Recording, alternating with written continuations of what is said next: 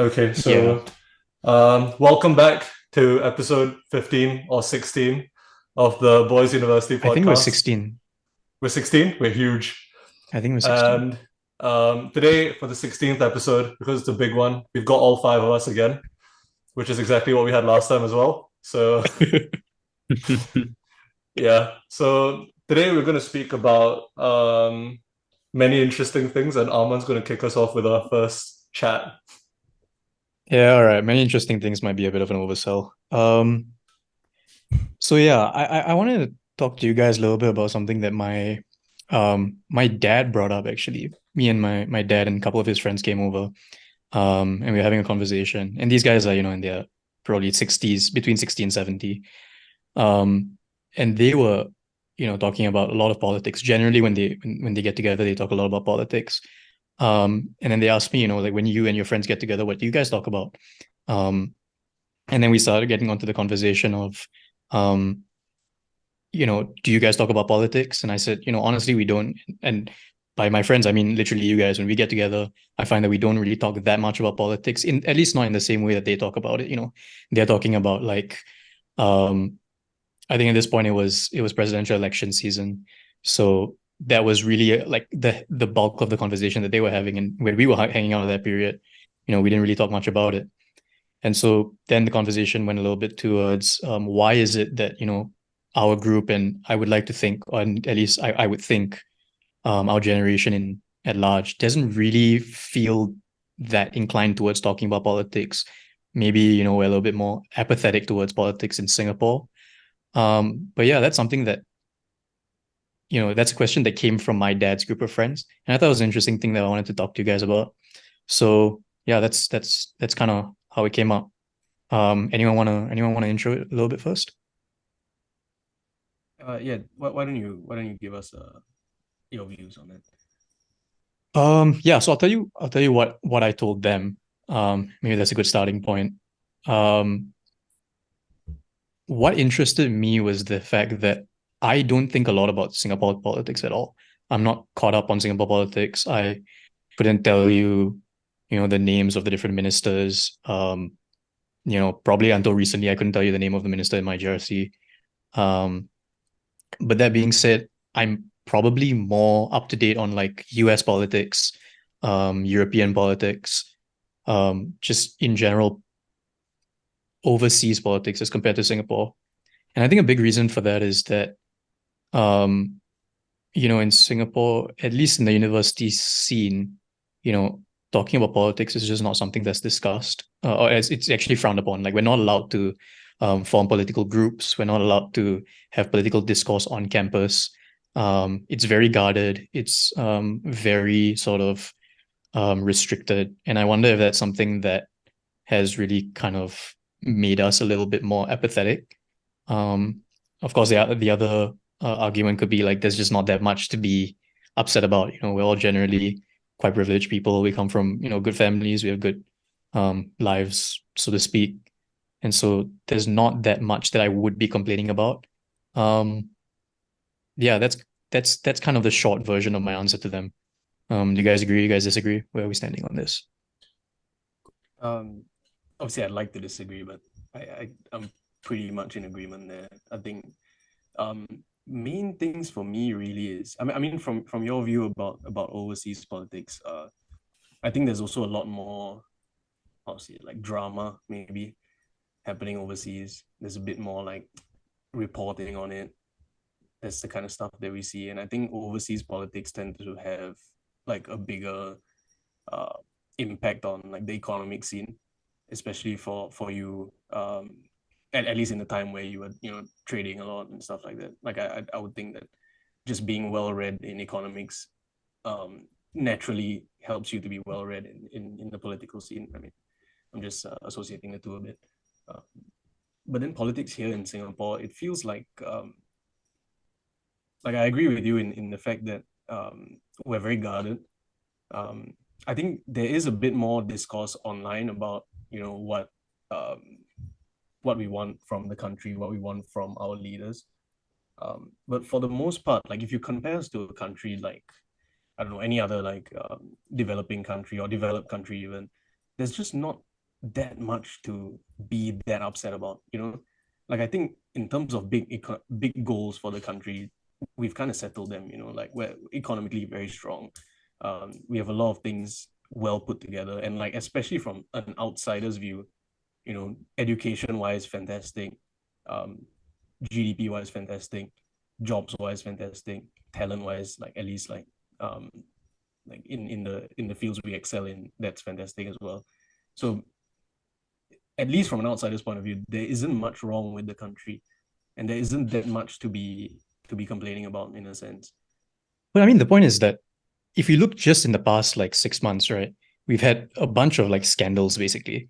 We've had Yeah. the Tan Chuan Chin one, we've had the Leon Pereira one, we've had the Ride Out Road one. Like those got super viral and everyone was talking They about got viral, but my point is that why aren't we talking about it? Like the people who are talking about it generally aren't the people in our age group.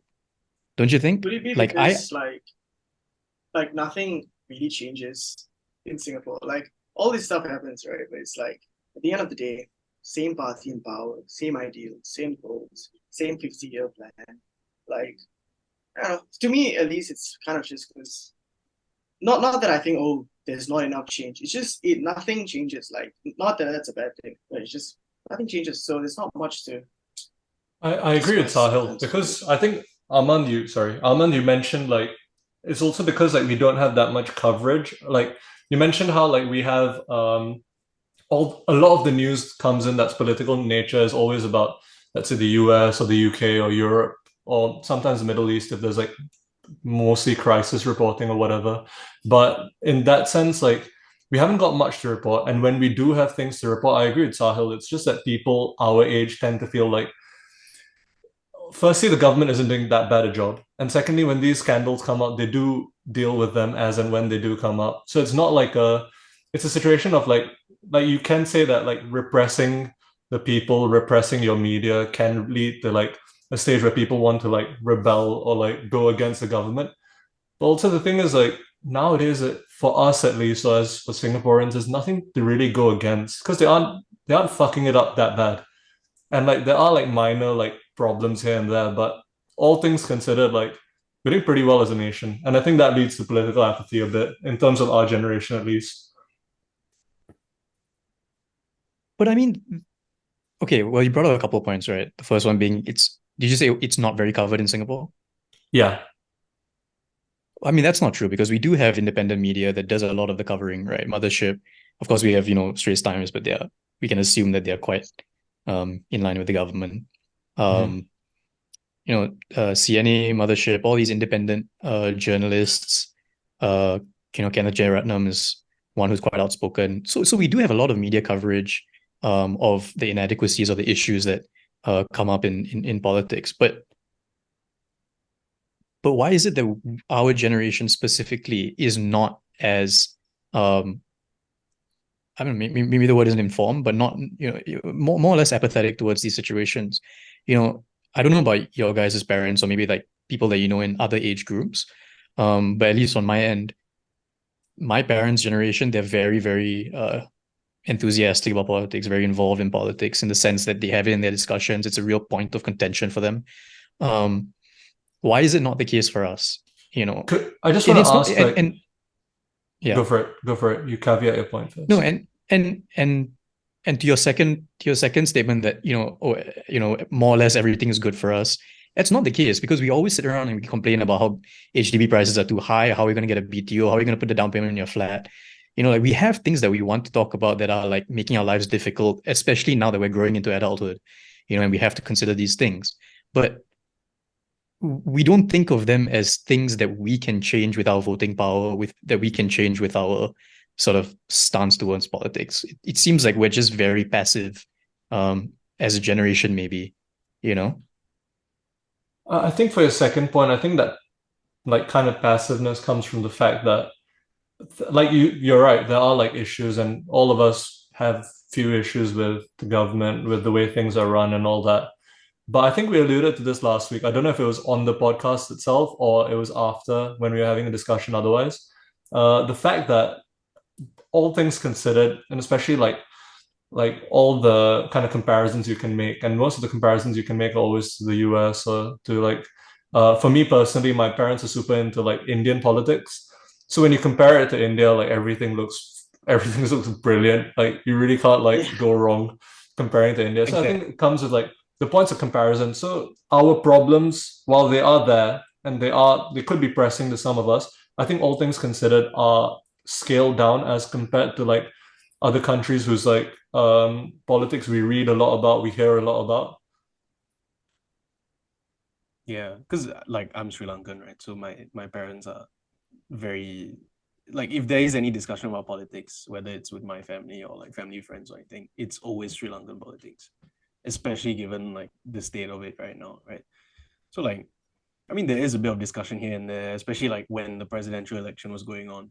But the main gist of it, other than the fact that obviously it's so much worse in other countries, or our point of comparison being the government in Sri Lanka. So obviously here we're just like happy to, to have a functional government. Yeah. But the other the other side of it is also the fact that when the presidential election was happening, I did have like some conversations with other groups of friends and stuff who like maybe get into it a little bit more. But generally, like it didn't feel that serious. Like it didn't feel like who I was voting for actually mattered in the grand scheme of things. Like obviously I didn't want the Tan Kin Lian fella to be president just because he was just a bit of a problematic Donnie. And the only thing I took away from presidential election is that we have got a decent population of Singaporeans that are stupid. Like stupid enough to genuinely believe that he is a good person to lead the country after like the kind of stuff he said. Like There's a that's the fair kind of few thing that people, like very few people, right? oh Quite a no. lot actually. Yeah. I think it was like, what was it? I don't know what the I thought percentage his was. votes were Like, I don't super know. low. Bro, he got It's 14 or 15%. That's a lot. Yeah, that's what I decent. thought it was. Okay, fair It enough. is serious, bro. It was actually really Yeah. close between the second and third. Yeah. Yeah. But I think like with regards to why our generation compared to like our parents' generation are very different on things like politics. For me, it's like first of all, like what Ahmad said at the start, we're a bit sheltered. Like we have a lot of things from young that we don't have to worry about. So when we do have problems like what you mentioned, like things like rising HDB costs, we need to PTO all this, we don't really think it's the government's fault or something that can be fixed by us looking at the politicians. It's more like it's just part of growing up, like you say, like so many people have done it. Why is it that for me to solve the problem, I need to look at the politicians behind it and stuff like that? Wait, sorry, And Barbara. Wait, just yeah, just yeah. just to clarify, right? Are you saying that is this your point of view specifically, or are you like speaking on behalf of like you and the I people your age and the mean, people that you know? Or is this your specific point of view? I would think it's my own point of view. I mean, like we haven't really talked about this before, right? Like it's not really like Yeah. a thing we talk about with people of our generation. And which also comes back to another thing. I feel like we are just more focused on like things that are interesting, like drama and stuff, like which is why you're interested in US politics. For us, for like Ariman's parents, it's like Indian politics.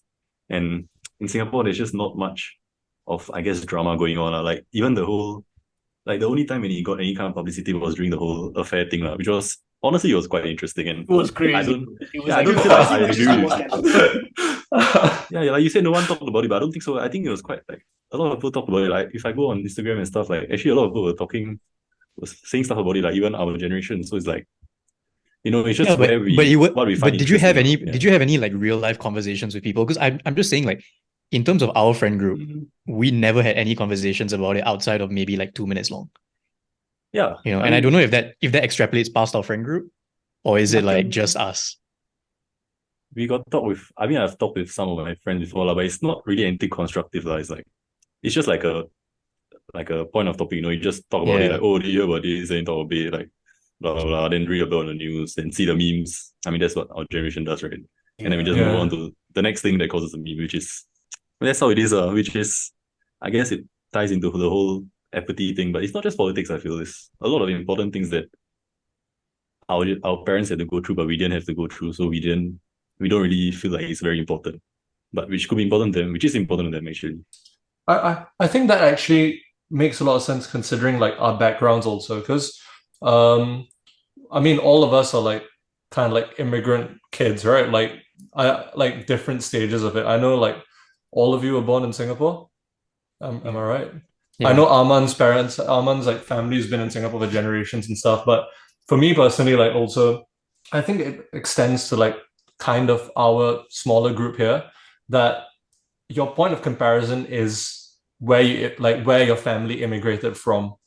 And considering like when I hear my parents speak about the state of politics in India, and then I look at Singapore, I'm like, okay, so I don't need to care about Indian politics that much because it's not of relevance to me anymore. I'm not a citizen of India or anything like that. So it's interesting to hear about. And then also it kind of like downplays my problems in Singapore per se. So if that makes sense, like let's say HDB prices are rising, anything that's going on that would be a problem. It kind of downplays that because I'm like, okay, it could be so much worse. And the government here is doing fine. And it's not like they're not trying to figure it out. It's kind of like things tend to progress the right way. So that leads you to be a bit more like passive, like, okay, they've got us this far. They're doing a decent job of things so far. I don't hate the government. So I'm sure they'll figure this out as well, even though there's problems right now. And then the other point being that also like I think it's symptomatic of our group of friends rather than like our generation, if that makes sense. Because like even like my friend group like here in the UK, like I tend to like gravitate towards people who speak about things that I find more interesting. Because like to me, politics aren't a point of interest. But I have a couple friends here like Paddy and Cam who like politics, interested in politics. They're super active about reading about things, and every now and then a discussion comes up, and they have a lot of things to say because they know the background. And I always find myself kind of tuning out because it's just not something I find interesting. And I think that that's like the kind of friends we've also made. Like everyone seems to like be on the exact same wavelength of if something interesting happens, you talk about it for 5 minutes. But there's a lack of like difference of opinions. Everyone's got kind of the same stance on things. People just don't have that much of an interest in it because there's nothing like that has wronged them personally so badly that they'd have like a strong voice or a strong opinion on anything that's going on. And I think that's just the kind of like crowd we've attracted, or like our group of friends has become like that, or that's my view of it at least. So, what do you think? Yeah, I think what Ariman said makes sense because I do know like my Shifali and Rich, like my cousins, they're pretty politically informed. They've got strong opinions. I know some of my friends who, I mean, granted they are studying public policy, but they are pretty like interested in politics. They have deep, like constructive conversations. I think what he said about just who we are and who we attract does play a part. And what Bharat said as well, like about just the way our generation kind of functions, I think we genuinely have a short. I know I have such a short attention span, so I just can't. Like honestly, it's not something I'm proud of. Obviously, it's really bad, but like I can't be bothered to even like put in the effort to keep up with the news. You know, so if I can't even keep up, then how am I supposed to have political opinions or have like not be apathetic about it? And maybe that translates to other people, or maybe that's just a me problem. I don't know. But it definitely is a large part of our generation because we do have a shorter attention span. It's just how our generation is. But don't you guys think that this is a problem? Yeah, for sure. Because nothing's gonna change. Why? In what sense? In what sense? Like No, I there mean like always problem has in to what be sense? pushback. There always has to be pushback to the status quo, I think. Because the world's very problematic. Like horribly problematic. Like and I think that without enough pushback, the status quo is not going to change, and that is a problem because there's so many issues in the world that need solving. Like in the environmental crisis, like our world is literally burning around us, and that should be a pretty heavy political thing to talk about. I should be talking about it. Like that's what I'm studying about, and I don't even like keep up with it nearly enough. You know, so it's like I think it's a problem. I don't know. So I was just like, yeah, it's a huge problem. I just don't care. No, I just don't give a fuck.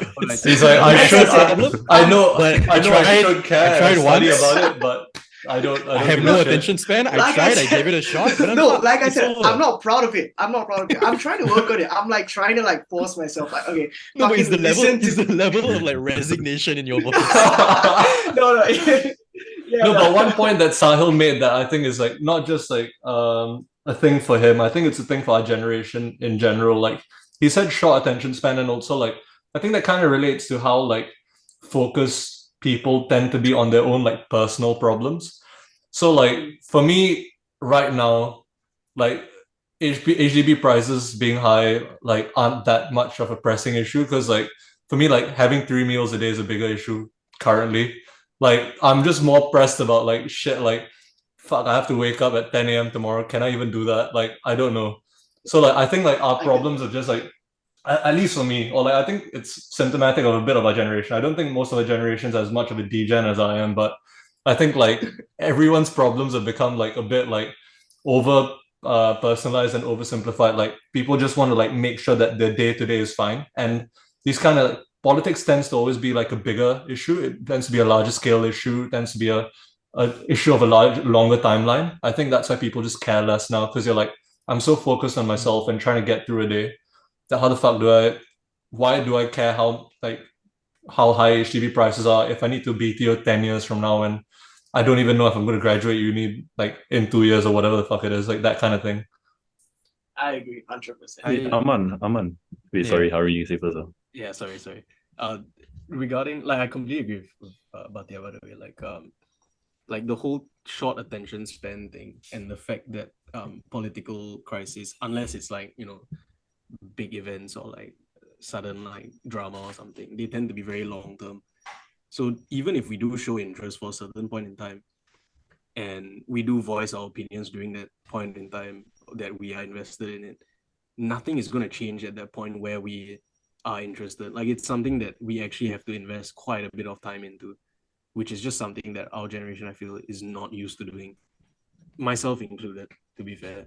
But with regards to Silo's statement about like pushing the status quo, like pushing back the status quo, I completely agree also. But I think that our generation, more than anything else, has been to some extent pushing back the status quo. Yeah. Like the younger generation does seem to be um, more inclined to vote towards the opposition, even though like PAP is still winning everything. But they are kind of on their tail, and they are I reckon they are still being pushed to actually make important changes because they're breathing down their necks. And I think part of that is obviously the populist nature of the opposition, but also the fact that for us, I think we do have our political opinions, and I think we do have issues that we see in the country that we feel like should be addressed. Um, Obviously maybe not as much as maybe other countries, but I think the issue more than not having political opinions or not being interested in politics is the fact that we don't talk about it. Like the apathy may not be the biggest issue in this situation, at least. I definitely think as compared to other countries or maybe other generations, we aren't as interested in politics. But I think if you take someone aside, ask them about their political views about certain situation, they'll be able to give you a pretty nuanced answer, and they'll be able to align themselves with a certain party that is invested in that specific goal, you know? Okay, then if you think that, then I'll throw this question to all of you guys. What is the difference between PAP and Workers' Party? Like, I know you can tell me what the difference between the Democrats and the Republicans are. In the same way, can you tell me the difference between the Workers' Party and the PAP? It's a fair question. Let's let Bara feel that one first. I mean, in the basis of democracy, you need opposition, you need a ruling party, right? Like Yeah. that's how it is. So it doesn't have to be specifically Workers' Party. You're just saying Workers' Party because it's the Because it's majority the of largest. the opposition, right? Yeah. So that's the basis of democracy. You just need someone to, I guess, debate the the ruling party's views. So if you find something against it, then you have to put it in parliament and things like that. I mean, that's No. just what do you mean by asking specifically No, what are the differences in yeah. political views? Because Harun said if you put someone aside from our generation and ask them about their political opinions, they would be able to give you a nuanced answer as to which party they lean towards. So I'm asking, okay. what is the differences between the two parties? I'm pulling you aside and asking you for your nuanced opinion on the difference between the two parties and where you lean towards. I don't think any of us can give an answer towards that. Bro, Yeah. Harun, he's lawyered you there, yeah. Like he's fully lawyered you there. I know, right? That's You crazy. look like a proper dumbass. No, not just you, bro. He's made all of us look like dumbasses. None of us are gonna give a proper response on what's the difference between PAP and I Workers' mean, Party. at the risk of looking like a dumbass, like in my view at least, I would see the Workers' Party, or at least what I've seen online about the Workers' Party, is that they are a lot more populist in the sense that they seem to be aligned with what the common man wants, or like they seem to be addressing certain issues such as like rising HDB prices, maybe more like liberal issues that people have. They seem to be addressing those with a bit more haste and a bit more like direct, like a bit more directly, Yeah. as opposed to PAP, which what I see always tends to be very economically driven. Yeah. Honestly, I have no idea. Like, That's if you ask me that way, same. I would have see had it. no idea. I mean, I honestly don't know that much either because, I haven't read the manifestos or anything, but to my understanding, the main difference is just that it's actually very close to what Bharat said. Like the purpose of the Workers' Party, to my understanding, is literally just to provide an opposition so that the PAP can't get 70% and change the constitution with their votes alone. Yeah. Hey, No, but what I wanted it's to ask what. you, Sorry. Aman, is like, do you think your dad's friends do you think they were asking you that in the sense of like, why do you all not care about this because it feels like such an important thing to them, or do you think it was just like, actually, what do you guys talk about? Like, if you don't talk about politics, what do you guys talk about? Like, Well, because I it mean, makes a we difference now, right? Like, I mean, we no talk no about no so much yeah. more things that are important to us that they don't give a shit about, like not even a little bit of a shit about, definitely. Yeah, So of I mean, course. there's No, always that kind of that argument's always there also, but no, as in the conversation that we were having started with, why do you guys not talk about politics? Then it moved to, okay, what do you guys talk about? And then we kind of zeroed in on, why is it that we don't talk about politics? Like we settled there and we started talking about like this whole idea of whether or not our generation is more politically apathetic than the ones above us. And I think a main concern that they had, and I mean I share this concern, right, is that if indeed we are actually apathetic as a generation, we are completely apathetic towards politics. And it seems that way because, I mean, from what you guys are saying, the idea is that, well, PAP is doing all right, the government's doing all right, we don't really need to worry about anything because they'll figure it out, so I don't really need to care that much. That's kind of the general view based on what Bhatia said, right? So if that's the case, then the PAP can slowly get away with more and more and more things because we're just not paying attention to what they're doing, right? Yeah. And I mean, that's part of the issue with what came out in the Ride Out Road situation, right? Is now these ministers, they get this huge piece of property. Are they paying the correct amounts that the regular person would pay? Why are they not disclosing that amount on the websites when beforehand that amount was there? And then that's what created so much backlash. But our generation, or at least our friend group and the people that I talk to, even in law school, we don't seem to be that fussed about it. Which that's why I asked, is this a problem? Because I think it's a dangerous thing. What Sahil mentioned is correct. There are like big issues that we need to talk about in the world, but more so than that, I think it's just keeping our government in check, right? It seems like we don't lend a lot of power to our voice as a voter. We don't think that the vote that we have makes a difference. Isn't that something that you guys find a bit dangerous? Yeah, I don't think our vote really matters at all. Like realistically speaking, like it doesn't seem like it's like what I said at the start of the podcast. Like I think the main reason we are pretty apathetic is because, at least for me, it feels like nothing's gonna change. I think okay. I don't agree with Sahil on that one. I don't think that my vote doesn't matter. It's the same way. Like I know it's like one vote and everything, and like it's not going to change the world, but it's the same. Actually, I've got a good analogy for it. If let's say I'm like I love to eat meat, and like I realize that it's not environmentally sustainable to keep eating meat, and I should go vegan or vegetarian. I'll still do it because I know that me as a single person will make a small difference. It won't change, it won't like solve our environmental crisis tomorrow, but I'm making like a small difference to it. So like the same way, like one vote, that's how I see it at least. I'm sure Sahil would agree.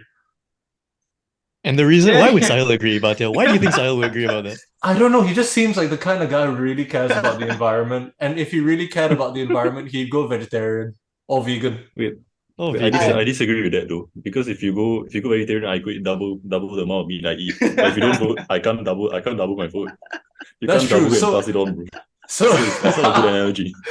no, actually no. No, So but if Bhatia, anything, go for it. no, but Bhatia makes a great point. Sahil, why do you have that same okay, just to clarify with whoever is listening, the four people who are listening, right? That's the exact argument that Sahil gave us for when he turned vegetarian, right? Or pescatarian or whatever it was.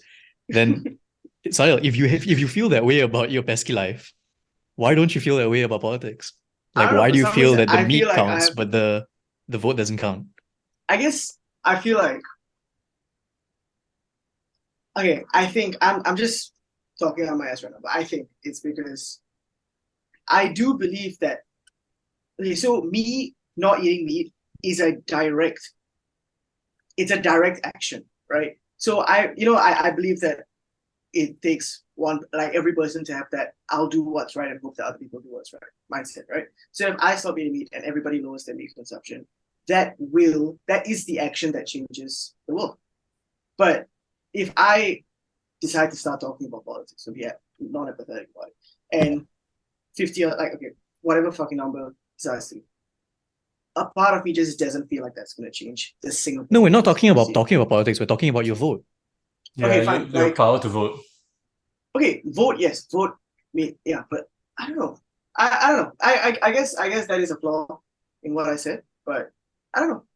But I also know. think to come to his aid a bit here, That- if you sit him down and ask him for, like, have a discussion with him about climate change, ask him to throw numbers at you about emissions regarding animal consumption and all that, he could spit all the numbers out to you. He'll be able to give like a super nuanced like argument Yeah. in that, because that's what he's passionate about, Yeah. right? But if you came to him and asked him the same question in regards to politics, and yes, this comes back to what we were talking about just now, the interest isn't there. So yeah. No, but that's in another thing. Like in like Arman's point, kind of from earlier. It also, like, the thing is, like, realistically, if you look at our like degrees or like our areas as like specialization now. Okay, I know Barath and Harun maybe not so directly, but you've got law, you've got environmental studies, and you've got the media. So all these things are pretty directly related to politics. And the thing is, like, I know it's like I'm calling myself out here because I don't give a shit. Like I couldn't care. But and like the thing is that I know Arman's probably the most like politically like knowledgeable out of the five of us, I think.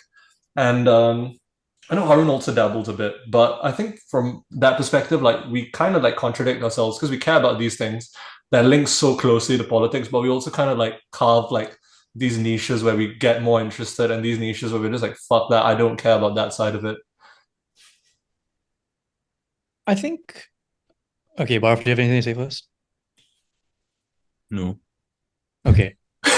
No, I think, and I saw him leaning in, so I thought he was gonna go. Gonna make Yeah, a, fair. I thought he was gonna drop something. No, I think I guess this kind of goes kind of tags along to Bhatia's point a little bit. But okay, how do I put this? Okay, so I've tried my best to be politically involved and to like keep up with what's going on and to understand the different parties. But I find that it's very difficult. And not because I don't have an attention span. Like, I like to read. I try my best to read, books and articles in the long format.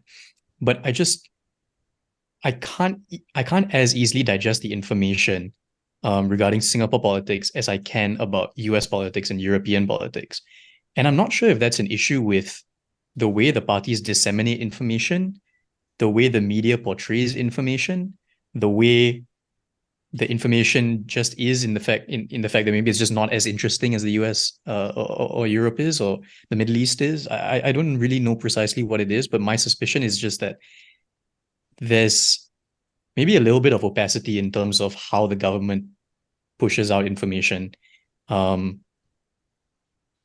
So yeah, I mean, I think there is. I think we shouldn't blame ourselves entirely and say, oh, we're just not interested and we just don't have we just don't have the attention span for it.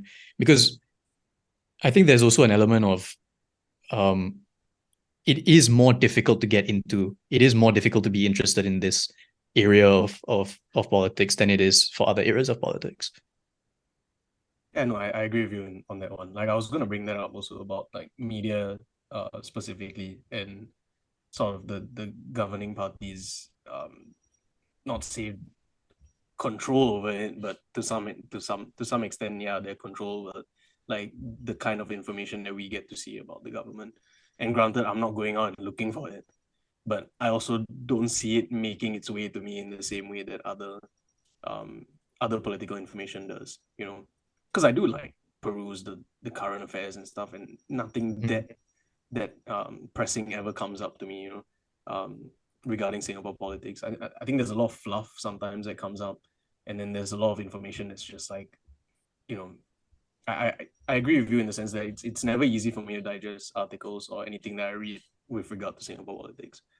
And like even throughout the presidential election time, a lot of what I was digesting was stuff that I saw on social media and like reported through like Mothership or like those other independent news outlets, which plus minus also to some extent, you know. Yeah, but I think that also has to do with the way that we as a generation take in information.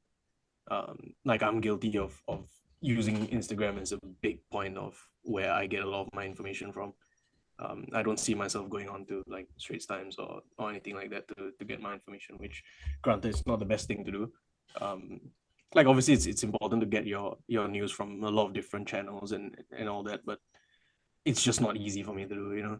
It's not something You know that I what? can doing. Arguably, social media is a better platform to get your news from than like these legacy media outlets. Yeah. Because as in, I get where you're coming from in that yeah, sense. Yeah. But problem with social could it media in also that be- sense is so much misinformation. That's the thing. Yeah. I get both arguments of it. And like honestly, social media, like when you use it correctly and when you set it up well, you've got a place where like so many different like political opinions and so many different like views and like perspectives come together. But there's so many issues with it. One is that if I'm seeing something on my feed, it's catered to me. So obviously I'm going to agree with it. And then that kind of like furthers you down like your political leanings or whatever.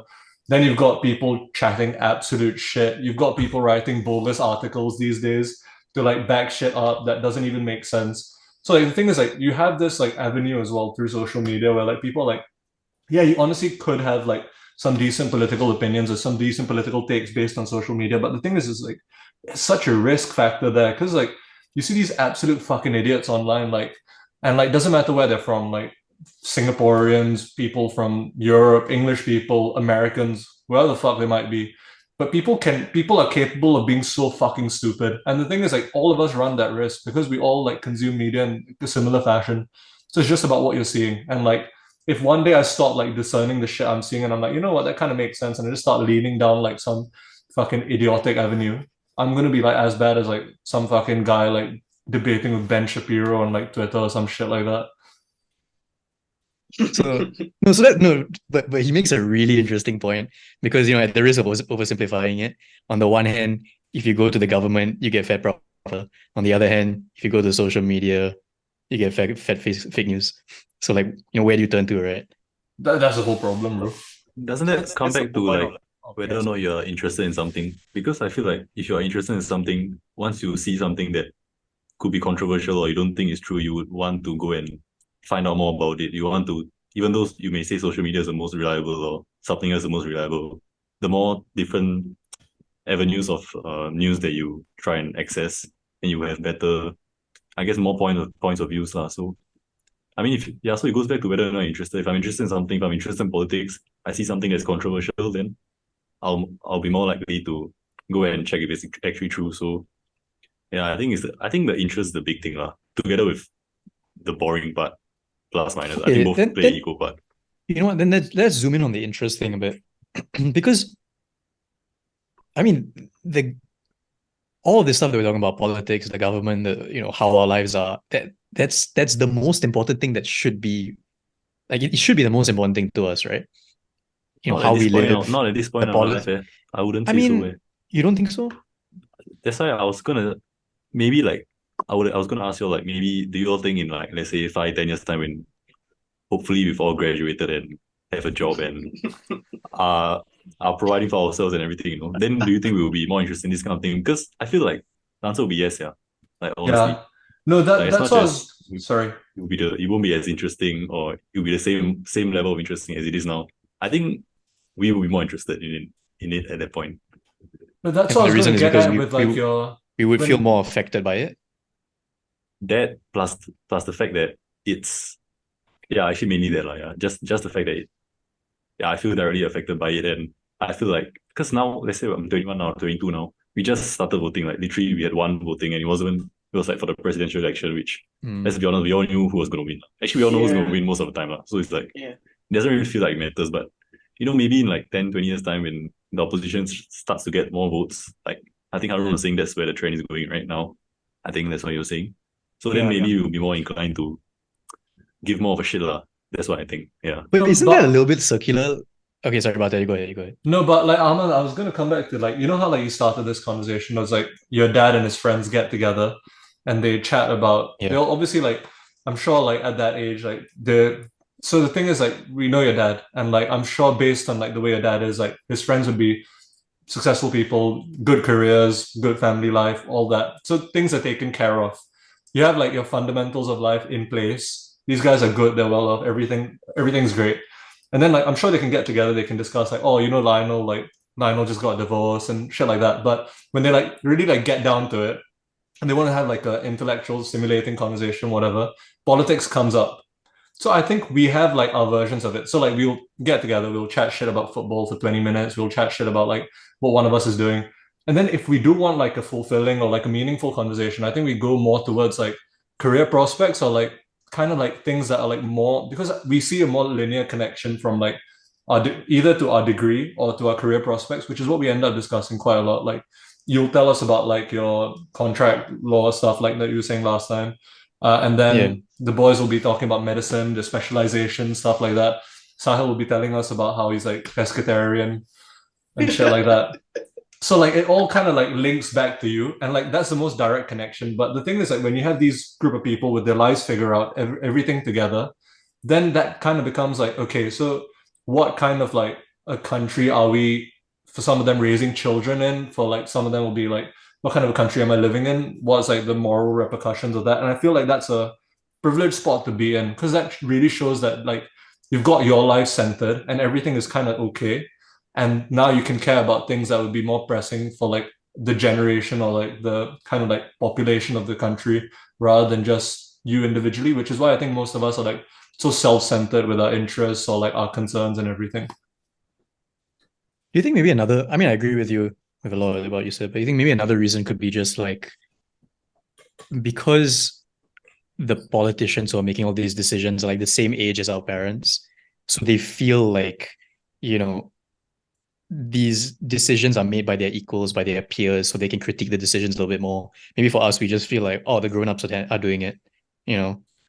I think that's a good point. And also like the thing is we look at these politicians, we're like, they're so much more fucking intelligent than we are. Like what can I come up with like that Vivian Balakrishnan hasn't thought of before, let's say. And like versus like someone like in your dad's position can be like, you know what? Vivian's doing a great job, but like there's like these niches he hasn't considered. And like the thing is your dad would be in a perfectly sound position to like be able to think of something that could actually be a good point. And like we just aren't in that position where we can like intellectually like argue against what these guys are doing because for the most part things are well thought out.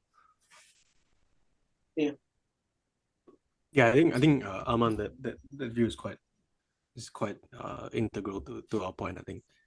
Yeah, I agree with that. The age differential thing.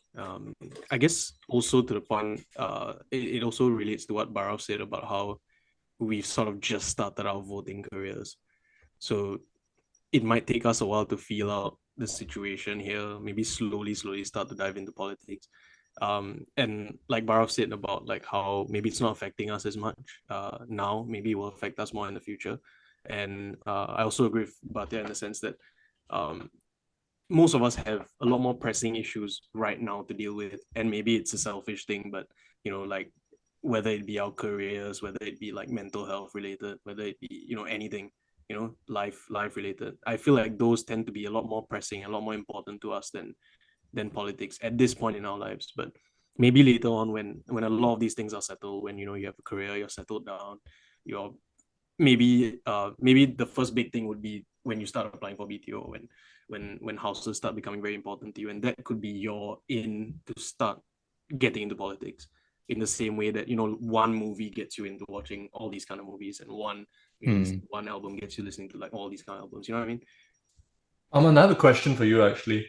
Do you think like Yeah. we're gonna become like a generation? Maybe if we're having this problem now where people care less about politics, we're creating a generation like amongst ourselves that just won't be going into politics. Like we're gonna have like a real like downfall in the quality of politics and quality of politicians. And then obviously like if our generation's like this, the next generation might be a bit worse. So do you think we're like coming to a cliff where like quality is just going to go so far down? Well, I think we're at risk of becoming a generation that ends up being even past voting age, and further on into our lives, a lot more apathetic. I don't think that the quality of politicians will go down because the quality of students, the quality of diplomats, the quality of people in Singapore is only going up. So that's good. But what worries me, um, is that when you have strong politicians, um, and you have a country that's or a generation of taxpayers who are apathetic towards the policies that these politicians are enforcing or are creating, then you leave open the door to corruption, right? So I mean, I do think it's our responsibility to stay informed and to stay really, really up to date with what's going on, just to keep the government in check. But I think also a big issue is that the universities aren't creating a conducive environment for political discussion, political discourse to breed. And that's an issue with the government. The government has stopped that effectively from happening. They've pretty much made a ban on all political discourse and you can't have a politics society in NUS or in NTU or SMU or any of the universities here. And you look at, countries all around the world, in the US and the UK and everywhere else, the universities are the breeding ground for political discourse. The protests, the movements, the ideologies, they all stem from the universities because that's where the academics are, that's where the discussions are, that's where the thought leaders supposedly are supposed to come from, or presumably should come from. But we don't have that in Singapore. So that's like also a really dangerous thing. But yeah, to answer your question about that, I do think we're at risk of that. And yeah, I mean, it's our job. It's our job to think about these things. Also, I think part of it is that maybe if we look at it from like a not being a generational problem kind of thing, if honestly, from my perspective personally, if you ask me to think about what my mom and my dad were like when they were 22, I can tell you they would not have given a fuck about politics. They wouldn't have known anything. I think our generation right now is probably better informed about general politics globally than their generation would have been. I know like it's a generalization to look at my parents and make a like have a consensus about the whole generation, but I think it's like it's also something we should consider because we're so much better informed about general things now than that generation was when they were our age. That's interesting. I think you should ask your parents, to be honest, because I would put money saying that they were more politically active than we are now, especially if they went to like university in India, you know. Maybe fair, but would you say your parents? What would you say about your parents? Would you say they were like more politically inclined at our age? Yeah, I think so. I think so. I mean, it's interesting because Singapore is really one generation deep, right? There's no like since our founding, since Lee Kuan Yew, since all that, all everything that's happened, basically is one generation deep. So we don't know anything that's going to happen after this. We don't have a trend of what the generation 4, 5 generations ago were, or what their ideologies, what they were, because they didn't have the same conditions, right? This whole idea of the universities can't have any sort of political discourse. It's relatively new. I guess we're the first real, or at least my parents are not the generation that were exposed to that or had that enforced. Probably like in between, I guess the millennials were the first generation to have it. And so maybe we're the second. It's. I think it's problematic. That's fair. Yeah. From like my perspective, I think part of it that we can't really blame that much is like how like I'm obviously going to university in the UK and like there's like communist society, there's like Marxism society, shit like that. And like yet if like most of my housemates, if let's say I went up to like Emily or Max today, I was like, do you want to sit down and talk about politics? They told me to go fuck myself because they don't care, they don't know anything, they can't be fucked. Like so I think it's also like that everywhere you go, there will be people with those interests. And I'm sure even if there's not a political society and unis in Singapore, I'm sure there's like those people with those interests who sit and have these discussions, like basically a discussion that we are having just with more knowledge. And I'm sure that happens, but I think for the most part, like just it doesn't matter how well equipped you are with sort of political societies and like exposure to different kinds of like political scenes. I think it just comes back down to like personal interests, and like the five of us at least, when we get together, politics are really like not on the forefront of conversation topics. But I guess also like if you have like access to societies like this, there's a higher chance of like garnering interest in a sense, because there is like a situation where people can sit down and have these discussions, and then they bring their friends in, or like they hear about it, they like the ideology a little bit, they like what they're hearing, and then they come and join. So in some senses, I think it will actually work towards creating a campus where, at least like specifically in uni, for example, a campus Yeah. where people are more inclined towards talking about politics, and at the very least just talking about politics, That's a fair point. That's a fair point. Yeah. it creates like a safe space for it. Or like, because I think another thing is like people just, as much as people can't be bothered to talk about politics, it's also like, do we really want to, do we really have to? But I guess having situations like that allows people to actually discuss their political opinions. Because I guess maybe like let's say I'm in a group of friends, and like the reason we may not be talking about politics is maybe because only 2 out of the 3 of us are interested in politics, and that's why it never comes up in conversation. But I guess having these interest groups allows people to speak up a bit more, create a bigger group of people interested. That's Yeah, a fair point. Yeah. I think I don't know why I thought of this, but I remember like damn long ago, I think Harun asked this question, like, do we ever think that we will find dad jokes funny? Do you all remember this? Like damn long ago, I think it was. I don't I remember don't this. know, man. I don't remember this. Then we came to the conclusion that I definitely remember asking that, but I can't yeah, remember. then we came to the conclusion that like our jokes will just become dad jokes, instead of no, we will find dad jokes funny. So I feel like then it goes back to what Bhatia was saying about how do you think your parents were do I think my parents were this knowledgeable of politics when they were my age? I think no lah. I mean you all say yes, but I think no lah, honestly. So I think it's just like I said just now, I think it's really just part of growing up. It's also, I mean, of course we are very apathetic and maybe we should be putting in more effort. But as the leaders change and they adapt to people who are out of our own generation, then maybe they will find ways to, I guess, get the information across in ways that we can access rather than like, through newspapers. Like honestly, who really reads the newspapers now, especially people of our age? Yeah. Through the TV, like no one really watches the 8:30 news and stuff, right? So yeah, that's what I think. I think that's a great point. Yeah. I mean, I mean, they honestly, have apps, lah. 8:30 They have news. apps, to be fair. Who the hell is able to watch news at 8:30? Everyone's working from 8 to 5. Everyone's going to uni at that time. The only people that sit down and watch news at 8:30 is like old people that can't move like they can't move. Yeah, they can't move They to ain't got pick better on the shit to remote. do, bro. Yeah. It's like, oh, this shit again. Yeah, They can't get to the remote to switch that shit off. That's the only thing that stops exactly. them. Exactly. I mean, obviously, it's an interesting also, but I think us as a society in Singapore specifically, we're so fast paced also, which like kind of contributes to the whole short attention span thing. Because it's always like, I need to finish this, and I've already got something on my plate that I have to do after. Like, there's never like I finish this and then I'm free. Even when I'm free, I'm thinking about the next thing that I have to be doing.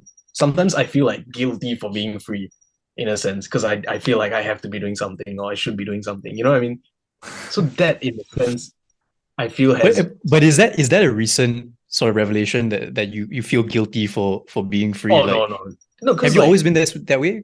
To some extent, yeah. I mean, like in JC and stuff. Let's say when we get a long ass holiday, sometimes No, like let's say like primary school. Let's take it back all the way. Don't take it No, back. because there were people like that. There were people like that. Yeah, but those are the select few geeks, dude. Like they just want to study all the time. Okay, Really, fine. primary school is Secondary so school. carefree. Let's say secondary school. I guess maybe in secondary school there has been times that I would have thought like that. But I guess more so now. I did, What but do you- I was a geek, so You weren't a geek. You I was still fully are, on that. bro. Shut the fuck up. Okay, I was fully on that boat of like feeling bad to be free. No, but the thing is, what do you count as free time? Like, is like time spent with like friends, just like sitting and chilling. Is that free time? Is that Oh no. Like I don't think about that when I'm spending time with you guys. Like all right? because Okay. that occupying my time. But No, let's but say when I'm planning to spend time with you guys, like it feels like that's free time to me. Yeah, for sure. oh yeah, because I have Yeah. to allocate free time. Yeah. Like I'd say Yeah. beforehand, like deciding okay, we're meeting on this day, we're talking on this day, whatever it is. That's for taking up my free time, which is fine. But like that's how I want to spend my free time.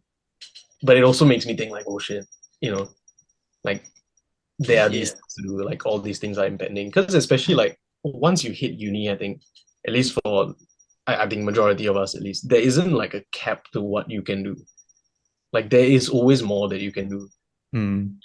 Like there isn't like back in secondary school and JC, I mean we had homework, and then once you finish your homework, you feel like you've done enough studying. And then there'll be that few that go for tuition to supplement studying, and then there'll be the few that get like caned if they don't study. So there was that like spectrum of people, but I think generally I sat in that portion where it was like I can finish up my homework and then I'm good. Or like when exams are coming, I just have to finish these learning objectives and I'm good. But then like as I'm moving forward with life, be it like education, be it like any other part of my life, it always feels like there's more to do. So there's That's always probably like just like it's just symptomatic of us growing up, though. oh, is it? I think so. I think it is. I think it is. I think we all work together towards that goal. And I think we achieved it. And in the spirit of that, I agree with Arun. You were so close to the transition, Aman. You were so close. I didn't know how So to do it. fucking we nearly close. had it. All right, growing up, We boys. had- Growing up. Yeah, We made it there. We made it there. yeah, we have Okay, made I it could there. I could introduce this a little bit. So like Let's obviously go. we've known each other for various time periods. I've known Sahil for like next to all my life. I've known most of you for like a lot of the most important years of my life. Um, but maybe not to pose a question, but how do you feel like maybe you or the people around you in this context at least have changed over the past few years? Or because I feel like for myself at least, the past like 3-4 years I've seen the biggest like change in myself, um as opposed to like the first 16, 17 years of my life, Mm. right? And I want to know if that No, that can you talk about that more first? Because okay, I'm really interested to hear that. okay, sure. So like maybe it's just the fact that as I'm growing up, there's more important things, or like there's things that I feel are like I feel like I now have to have a certain opinion about certain things. But I feel like character-wise, I have developed in some sense over the past 3 or 4 years more than I have, be it like positively or negatively, over the past like 2-3 years, just being in uni, than the rest of the years. Because I guess the leash being let off in the sense that like our education system was very structured up till the point we were like 18. I mean, other than obviously there's poly and IT where you sort of like have to start thinking about the future a bit more, have to start like thinking about specializing in certain areas, as opposed to us where I guess a lot of things we were sort of tied down to doing certain things, very very structured environment. And then you come into uni where like the world is your oyster. There's so many things to do, and then you get overwhelmed with all the possibilities that you have. And then I guess generally I just started thinking a lot more about my future, paying more attention to myself and the things I think about, and being a bit more self-aware in that sense. So the past 2 or 3 years, I feel like I've changed a lot. I don't know if that is obvious to people around me. I don't know if you guys feel the same way, be it about yourselves or about me. But yeah, that's just how I feel. Barav, Yeah, you I want to think take we it changed. first? No, like he was saying, sorry, I don't need to. No. He was saying that like how you like that you're not sure whether other people can see it. I can tell that you've changed more the last few years. You grow more obviously. I think we all have. Because I definitely agree with that. That last couple of years, way more growing for the better or worse than the rest of my life. So, I think it is quite this way, in a good way. I feel like we haven't changed that much in the sense that we haven't become like different people. We've just kind of like solidified the people that we were, you know? Like, I mean, I wasn't close to you, Harun, like in secondary school and most of JC, right? But if you're telling me it was the last 3-4 years, then I would have seen you before then, right? We were hanging out a lot towards the end of J2. So I think I see a lot of the same characteristics in you. You're pretty much the same guy to me. It's just that you're more focused, you're more solid, you're more like grounded in who you are. And I think it's the same for a lot of us. Like minus Bhatia. Bhatia's really the same guy. I haven't seen anything. He's maybe gotten a bit taller. Somehow he's gotten taller, but that's about it. No, I actually agree with what Arman's saying. Like in terms of like people, I don't know if I see, not in like a bad way, because obviously like all of you are doing well and everything. But the point being that like I don't know if I see that growth or that much of a change, because to me it feels like I met what Harun said like J1 maybe, but we weren't really like friends then. Got to know you in J2. Bharaf I met in J1. Sahil I met a year and a half ago, 2 years ago. Arman I've known for the longest time. And it's like the thing is like if I look at or if I think back to the people you were when I met you, it's just that you weren't exactly like this, but it wouldn't be a shock to me to know that you had this in you. So it doesn't really feel like a growth or a progression. It's just that like your life has changed in a way that it's drawn that out of you rather than you having done anything to change. And like that's why like it doesn't strike me as like a change. And like as much as it is growth, it wouldn't be like a change per se. I feel it's more just like what's needed from you at a different point in your life. Yeah, I disagree though. Like, and I want to hear Harun's thoughts on this. For me personally, so if I look at myself 5 years ago to now, I'd say I'm a completely different person. And I think the person I was maybe 5 years ago, whatever, will look at myself now and be like, what the fuck happened when you were? But that being said, I'd rather be where I am, like where I'm 5 years ago. So, but I do think that for me at least, huge change. Like, I don't think it's, I've solidified who I am. And what do you think? You know me.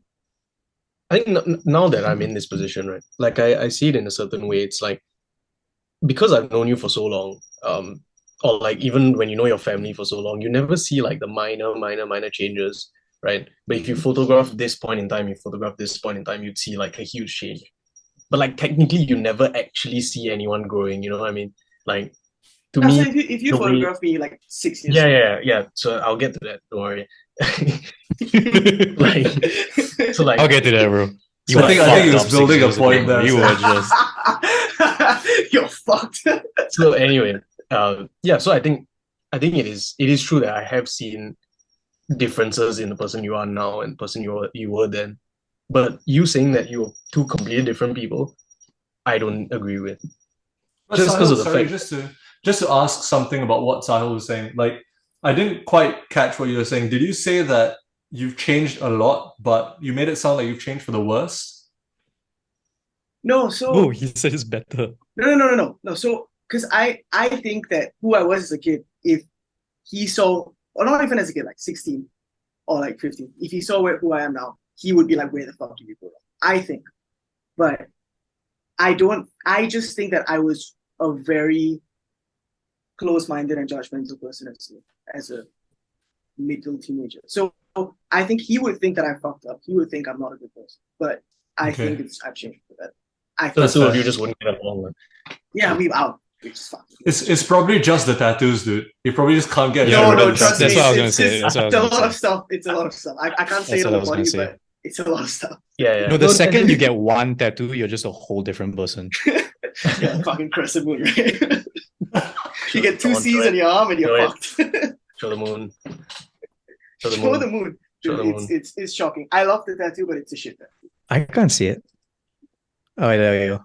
It's two Like, C's. that's not the ideal way to show it, but yeah. Fair. Yeah. Yeah, It's as done much it as the you can do worst it, to way be fair. possible, but It's a weird place. Like on my surely you do that, right? yeah. No, right, no, it's without angling yourself, it's tough. Without, Yeah, fair enough. I was sitting up. Fair enough. But I guess okay, to be a bit more objective, because like I guess a lot of our growth has been internal stuff we can't talk about, whatever. Just to be more objective, how do you guys feel about growing up? Or do you feel like that you are growing up? Or do you feel like the pressures of being an adult? No. Let's hear from Barry. Honestly, I feel like I don't really have, in terms of whether or not I look at you guys and feel like you guys have changed, because I don't think so, lah. Because I feel like the only person who can tell whether you have changed is yourself, and maybe someone who has seen you 6 years ago and then seeing you now. Like literally, they have to have a marker like of you very long ago, because I feel it's so inherent, like the change. So I feel like when Harun said that I feel like I've changed the most in these past 3 years as compared to in the past, like honestly, there's no way of I could have told lah. There's absolutely no way lah. And the one you just asked about, do I think that I'm growing up? Honestly, I don't think so, yeah. Because I feel like putting all the shit, like, you want to be a child at heart, young at heart, all that shit aside, I feel like there's a bit of truth to that, like you want to be very carefree, you want to be free, like you don't want to be restricted to, oh, I need to grow up, I need to do this, I need to do that. And also brings us back to, I think, what Sahil was saying last week about, like, how the age of settling down starts to increase with the generation, like you kind of just want to be as carefree as you can be. So honestly, I don't mind it. Like I don't really have much of an opinion on it. I don't really want to look at it as me growing up. I just feel like, it's part of the process. You just enjoy the process. That's how I choose to look at it. Yeah. Maybe you guys have a differing view, and because reflection is not like a major part of who I am. Like, I don't really reflect on a lot of things, which I think you guys know, right? Compared to you guys, I don't really like. I know Harun does this a lot. Like he likes to write stuff. To maybe it's like a reflection. Maybe it's like so that in 1 year's time you can go back and read it and be like, oh, this is my mindset 1 year ago. This was my mindset 2 years ago, and maybe you feel better. You feel worse. I don't know, but if it helps you, it helps you. But it's to each his own lah. For me, I don't feel like it helps, so I don't really have much of an opinion on this, like growing up or change kind of topic lah. Yeah. For me, I think, yeah. I think growing up is quite freeing because, like, I mean, obviously we are in the grand scheme of things, we're still kids. Like, I mean, not kids, but you know what I mean. Like, we're 22, we're not grown, obviously, but to some degree we have grown up, and we had to grow up. And I think it's a good thing because you become your own person as you grow up. Like, till now, till at maybe 18, 17, depending on what path you take in life, maybe 16, whatever. You are kind of like subservient to your parents. You're subservient to the structure that society puts forth for you. You're subservient to a certain system that you're put into without your choosing. You never chose this life; it chose you. And like, I think now, as we grow up a little bit more, we finally get to choose our own path, be it good, bad, ugly, or pretty, or whatever. I think it's good, and I think it's the most rewarding part. Like, nothing has felt as rewarding as anything I do now, because everything I do now is something I've chosen and I've actually worked for. Not everything, but you know what I mean. Yeah. It's quite interesting, yeah. Like, because Sahil has, and I mean, I've gotten this impression over the last like year of us hanging out, right? Is that you're a lot more, I would say, you're willing to see where life takes you a lot more than I am. And I think a lot more than like probably like Harun and Bharatha. I would say not so much about Bhatia. Bhatia is probably more similar to Sahil. Like, you're more willing to just see where the current goes. But I personally, I'm like, okay, I need to like make my life what I want it to be. And I'm not willing to like let things happen to me.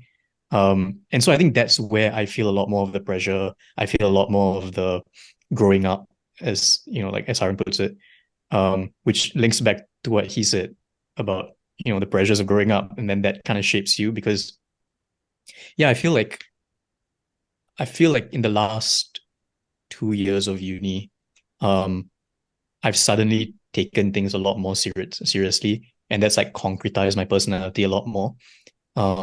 It seems like the way Sahil thinks about it is like it's more like a linear progression, in the sense like you can plot it on a graph where it goes up and up and up and up and up, or down and down and down and down, whatever your metric is. But like, I think me and Bhatia see it more as, and Bhatia, correct me if I'm wrong, but I see it more as like a big circle that's your personality. And then as you grow older, that circle becomes smaller and smaller and smaller and smaller, until you have this dense dot, and you're very concrete, very stable, very like sure of what you are. And I feel myself going towards that direction. Also because like our friend group is stable. You know, my friends, you guys and the other friends I have around, we've known each other for like the last 5-10 years.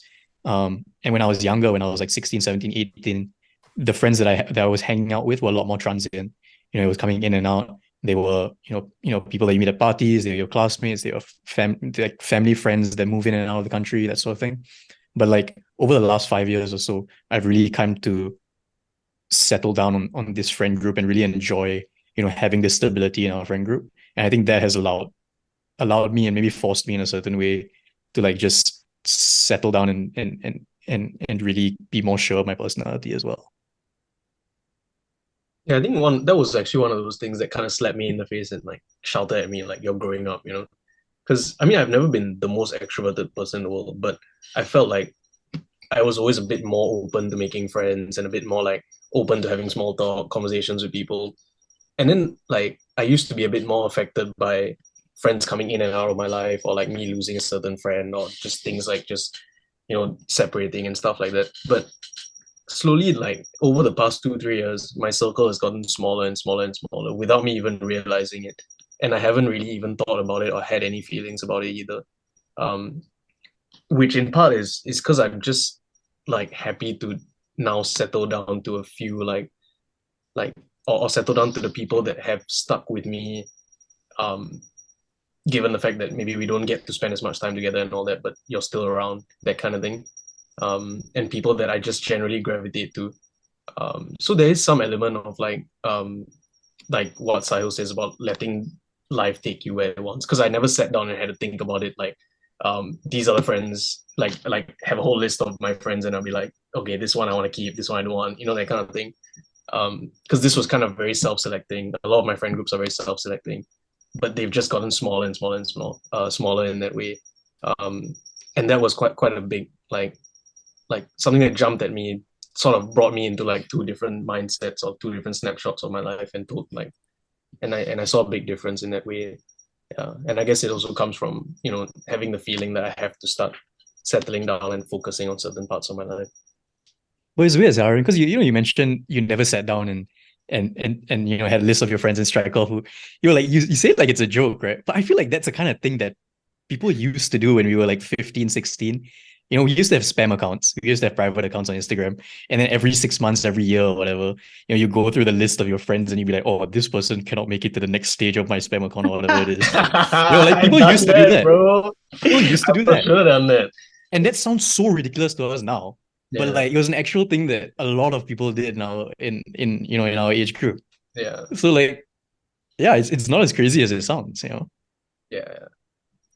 We just did it in a way that is a bit more socially accepting, I guess. Yeah.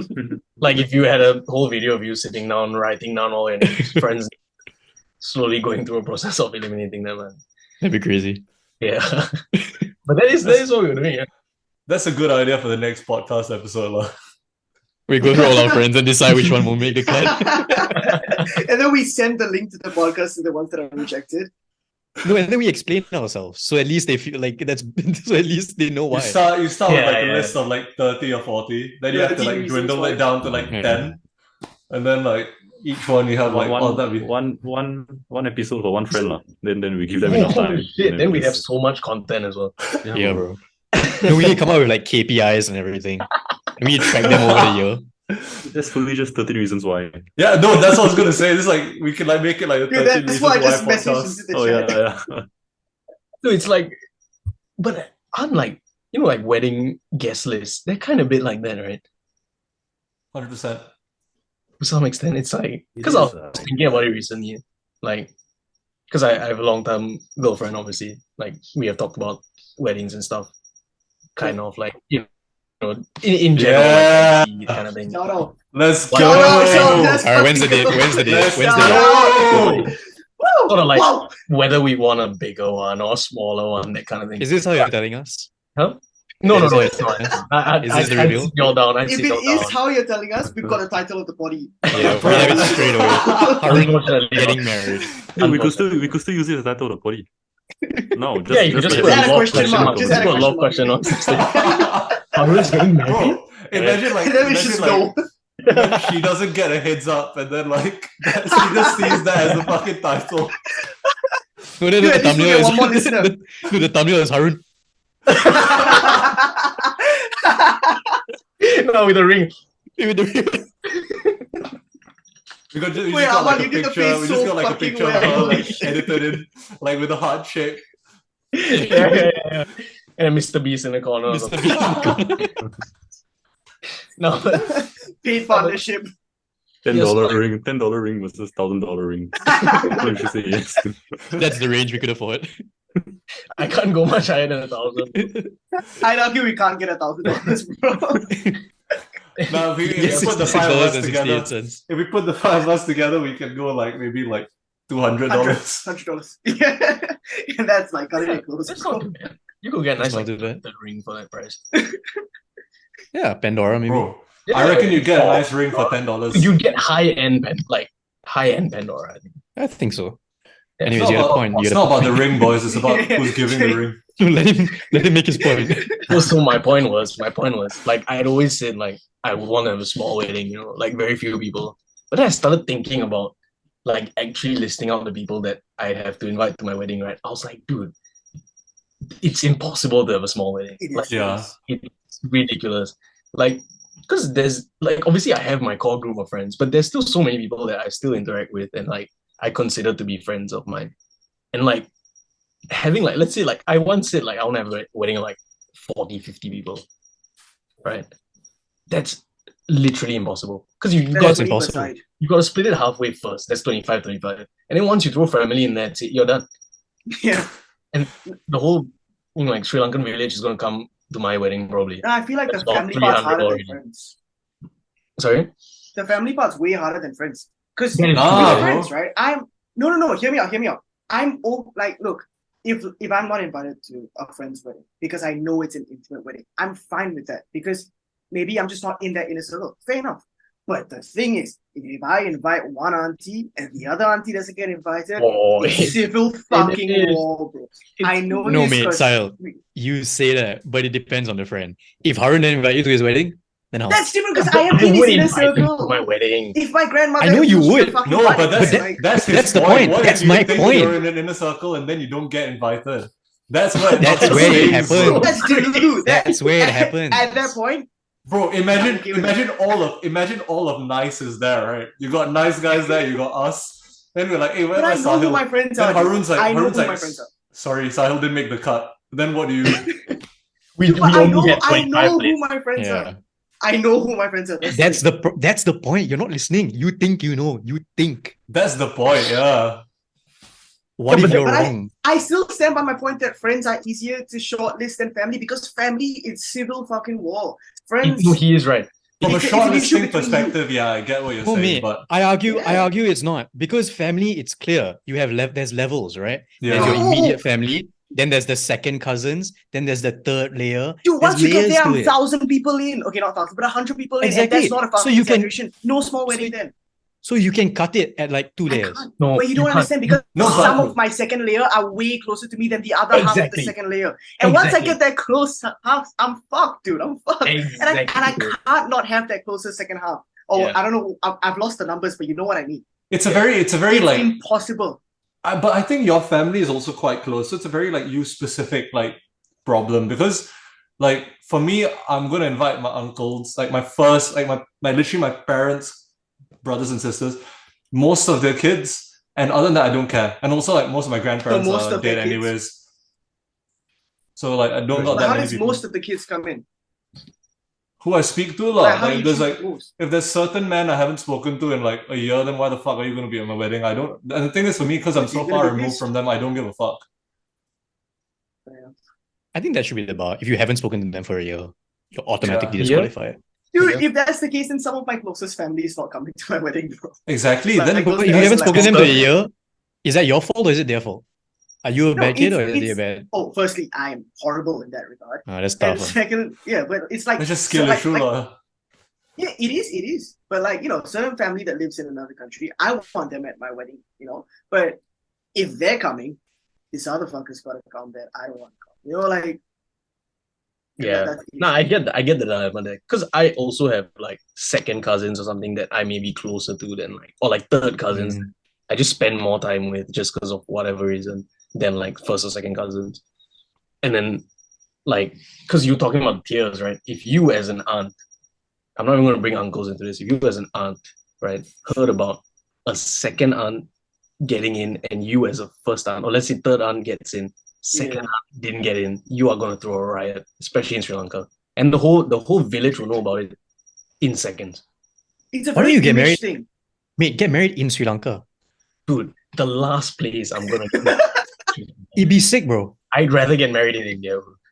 Why? No It'd be way, so dude. sick. We're actually India when Really wouldn't. It really wouldn't. No, But because they why never don't see you it have coming. why don't you have Tell two them. separate ones? Tell them Money, dude. get married in Sri Lanka. Then say, but all of y'all were invited. Why didn't you show up? It was in Sri Lanka. Why do you think I did it in Sri Lanka? Then don't invite them. So like just the fact that it was in Sri Lanka, it's That was like, the invitation. you know, you should Bro, come. There is an open. bro, now yeah. now what Then- Arman's no, wedding then- be in Sri Lanka? No, then you make the He doesn't excuse tell to your us. friends. You make the excuse to your friends who aren't close.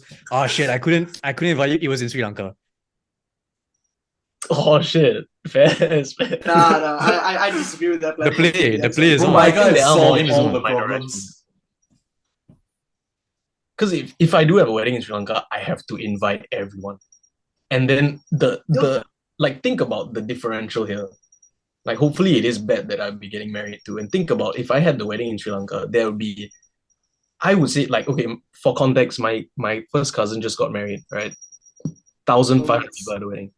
Fuck. Oh my god, And like she doesn't know most of them. mate.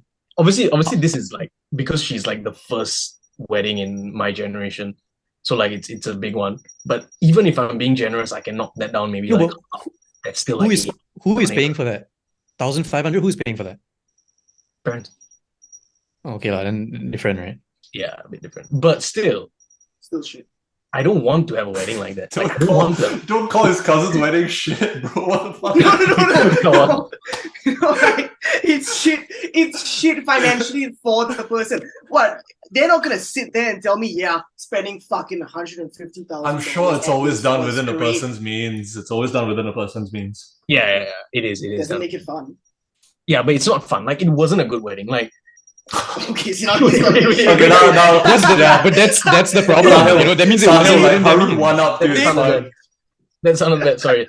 No, They it was- paid it for was- you, Harun. It was a And they're good listening. wedding They're listening to this as well. for what they Yeah. wanted. It was Sorry, a good uncle. wedding. Sorry, auntie. If you wanted a wedding of 1,000, 3,000, 4,500 people, it was fantastically well done. But that is just not like an enjoyable wedding to me. Because like the way I see it, I mean obviously weddings are a bit like more for the other people than yourself, to be fair. But it's so much more exaggerated in a situation where there's that many people. But it shouldn't be. Why is it more for other people than yourself? Weddings generally are a bit more for other people. I feel like given our backgrounds and all that, like considering the context, like what Sri Lankans, Indians, and all that, you've got situations where like a wedding is more like a party for your family, and like the guest list is the main point of discussion. The way you do it, the people you invite, all that shit. So it's more like a family politics with regards to the subcontinent rather than like I don't think it's like a global phenomena. I think like people from other parts of the world thankfully can actually just focus on like their own happiness when they're trying to get married versus like which uncle and which auntie rocked up and which ones didn't. It's like when I was there, right, it was sort of wedding season because end of the year, right? So my uncle, who was the father of the one getting married, was like going to weddings like every day. Then I was like, and like some of them like he's not very close to, and then I'm like once I asked him like how do you have this many weddings to attend to, and then he was saying like in Sri Lanka it's a thing where like if you don't go for this person's daughter's wedding, they won't come for your daughter's wedding. That's Wait, surely that's that's a clear. good thing. In my mind, Yeah. I'm like, fantastic. You can cut the guest list, and you don't have to go to this dookie ass wedding, right? But for some reason, they're like, oh no, this guy has to be at my wedding, and it's like some distant colleague or something. Distant colleague is You know? it's like your old job.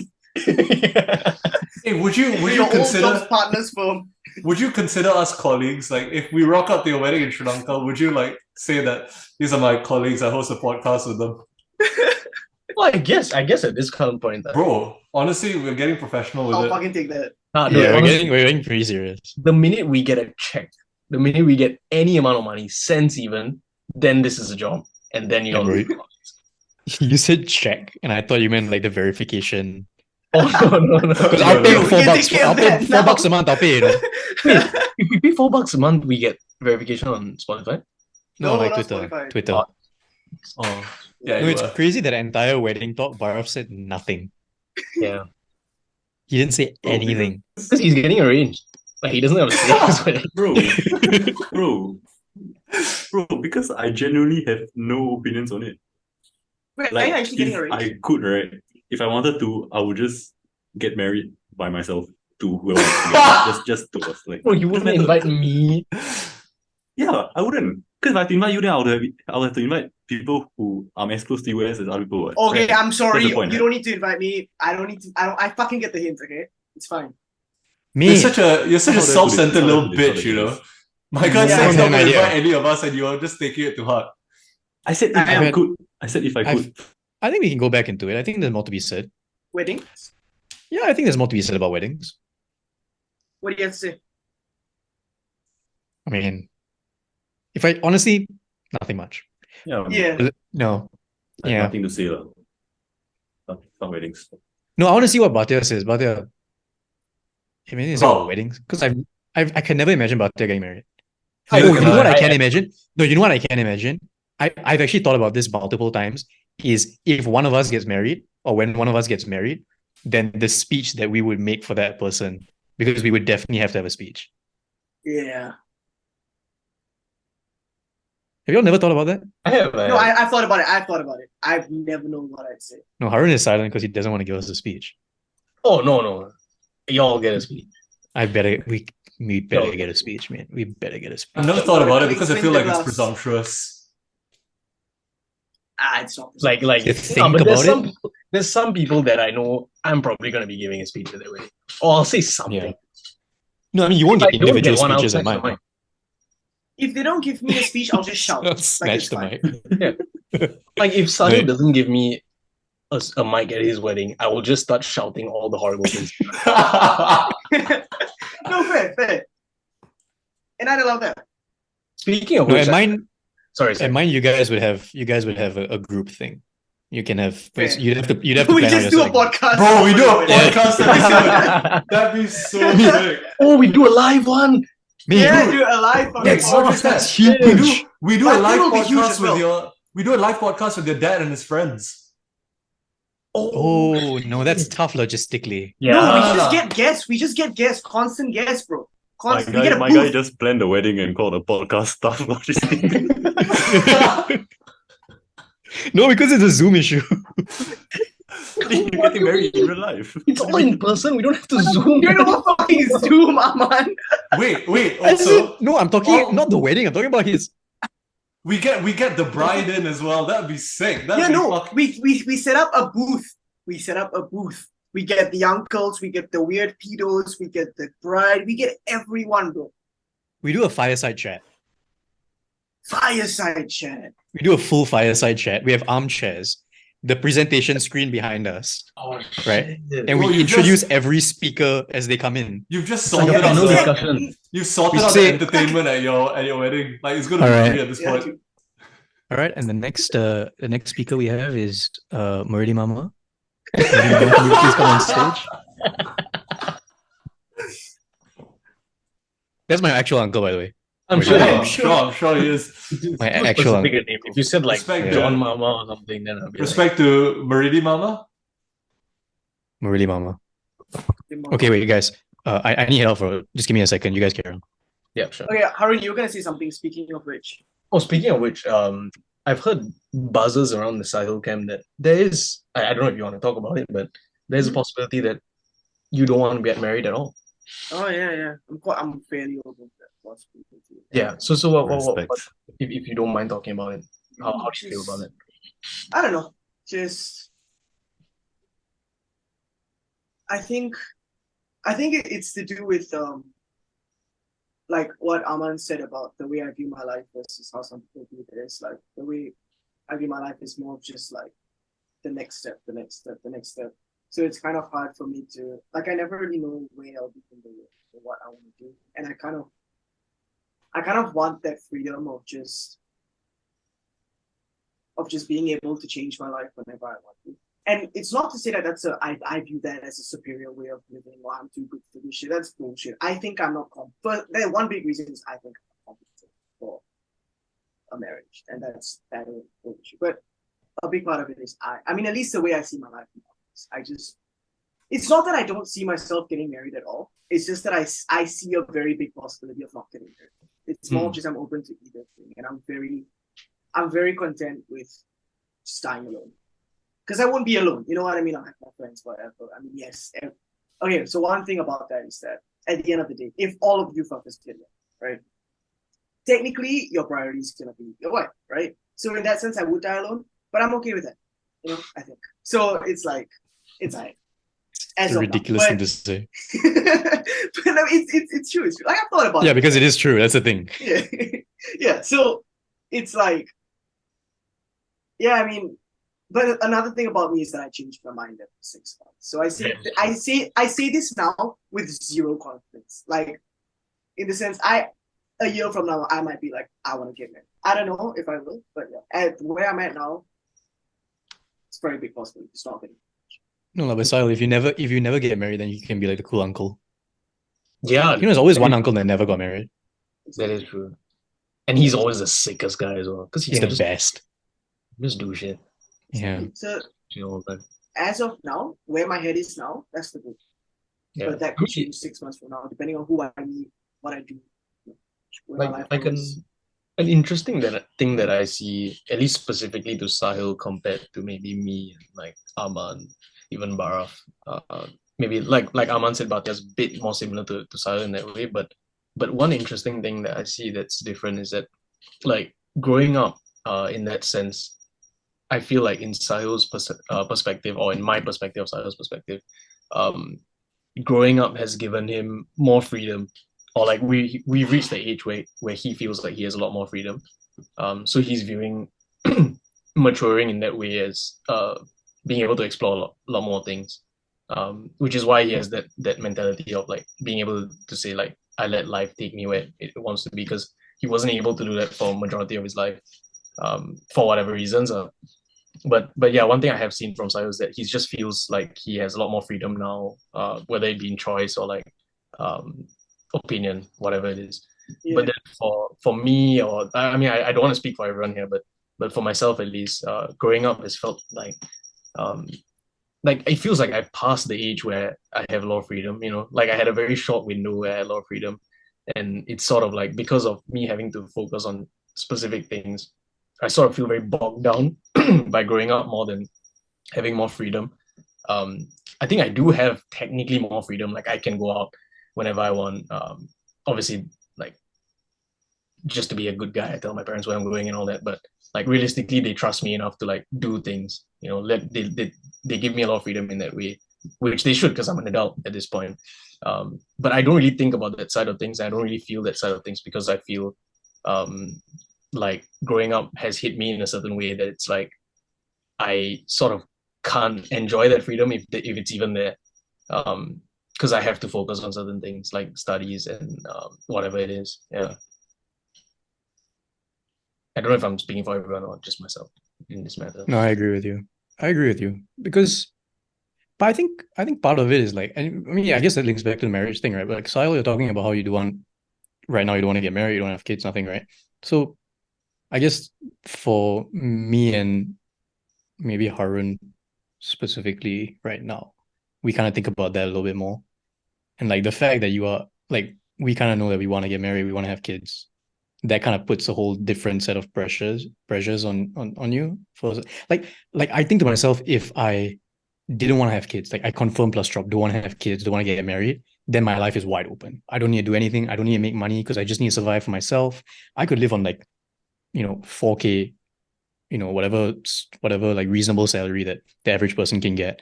right? But then once you start having kids, you need to think about like, oh, I need to double the income for the household if my wife doesn't want to work or whatever happens, and then you start having dependents and like normal stuff that you think about. But if you don't have those pressures, then yeah, I would think I would be the same. I would just let let things take me where they want to take me. I'm curious since I mean we say that Pattaya is a bit more similar to me in that regard. What are your thoughts, Pattaya? You see yourself getting married? You see yourself settling down? You see what do you view your life as?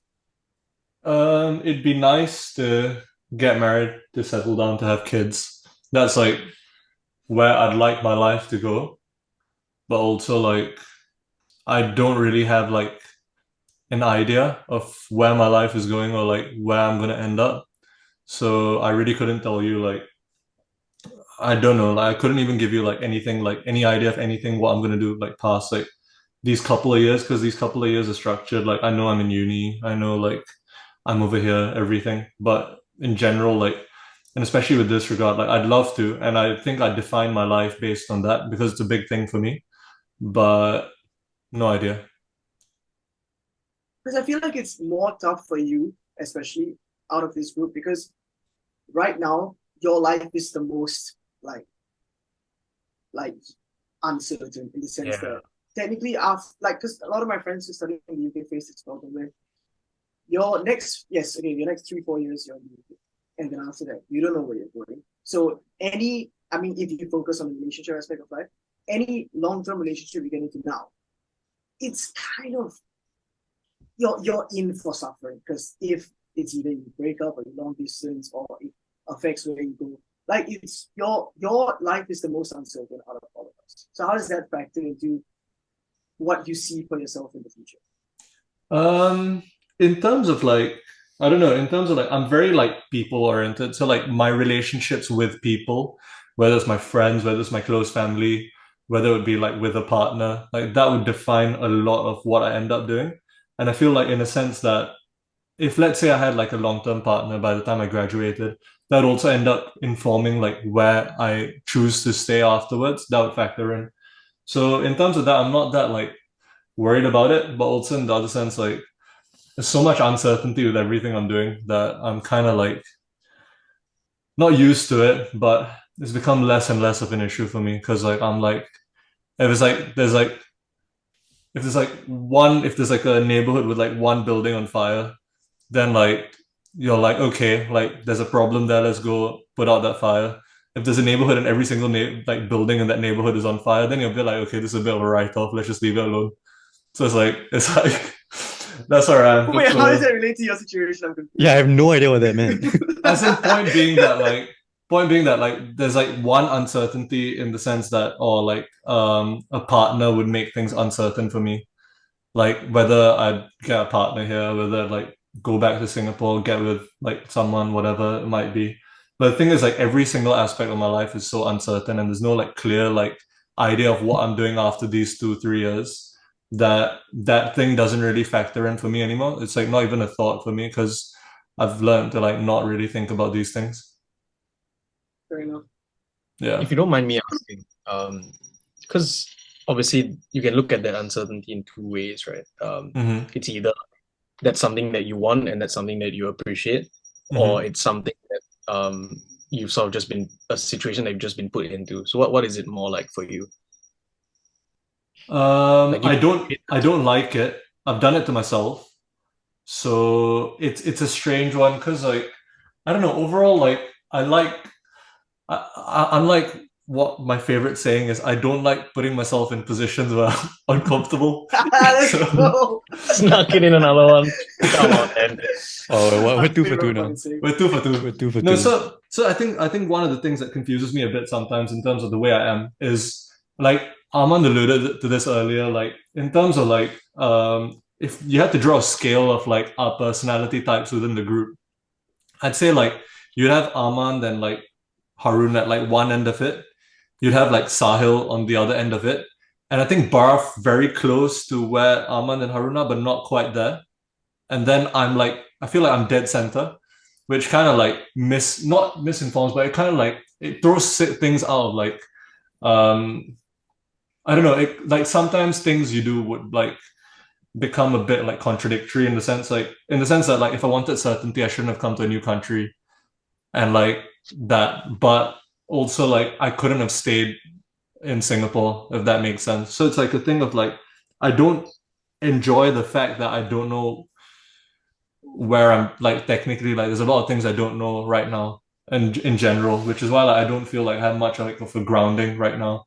But I don't like the uncertainty, but also like in a sense I like the idea that everything's kind of open. So that if like things aren't going great now or if like the outlook doesn't seem great right now, there's like a long time like left and there's like a window where like things could be very different like 10 years from now, 5 years from now, depending on how long we look at. Just curious, you've got after you graduate, you've got 2 years of visa to look for a job, right? Sorry, what'd you say? After you graduate, you've got 2 years of visa to look for a job, right? I don't think it's 2 years. I think it's a year. Okay. Are you gonna look for a job in the UK or Singapore, or you don't know? I think in the UK. Like ideally. In the UK? Yeah. In Leeds? Fuck no. So Hey, come back Is that- lah. I wanted to ask, like, if because you said Sorry guys, Your my decision Wi-Fi. will- Yeah, no. your decision would be greatly impacted by the people around you. Yeah. So hypothetically, your partner wanted you to stay in Leeds for the rest of your life. Would you be cool with that? I don't think I'd end up with anyone who look at Leeds and be like, yeah, this is where I wanna live my life. Fair enough. Okay, cool. I think that's a big thing. But in terms of like, I don't know, Yeah. it also becomes like also the thing is like with like people in your life, like I feel like it comes back to an earlier conversation we were having where like your group of friends makes you feel like settled. So like the Yeah. thing is like you guys are like probably my best friends, and then I've got like other friends in like another group as well. So thankfully like my friends are all like group centered, which is quite nice to have because if you have like individual friends like you have like it makes it a bit more difficult to stay in touch and stay connected versus like if it's a group setting it's always easier, which is why like thankfully like coming out here to study I don't feel that disconnected from anyone because it's like Barath and I share another group of friends as well and like it's all those people and like friends hasn't really factored in. Family wise I only have my parents, so like it's easy to stay in touch with them. And then that's the thing. That's why, like, coming back to what we were talking about earlier, like a partner ends up informing like a lot more of like how you'd make your decisions or how I would make my decisions in my scenario. So yeah. Mm-hmm. Thanks for that, man. Great answer. Thank you. Because what's interesting to me is I feel like we're slowly striking conversation that we sort of have differing opinions in, you know. Yeah. Even like it is always going to be a spectrum, and we all stand on some certain spectrum. But like specifically for this topic, at least, like you have like and Bhatia a bit more certain way. But even between the two of them, you have like Sahil's uncertainty feels more like he enjoys it or he wants it, and Bhatia's uncertainty seems more like a certain situation's been put in. You know what I mean? So in that way, like yeah, it's quite interesting to me to see. Yeah. No, and hopefully, consider we are trying to make this podcast actually work. We can find all these like niches where like we fall on the spectrum.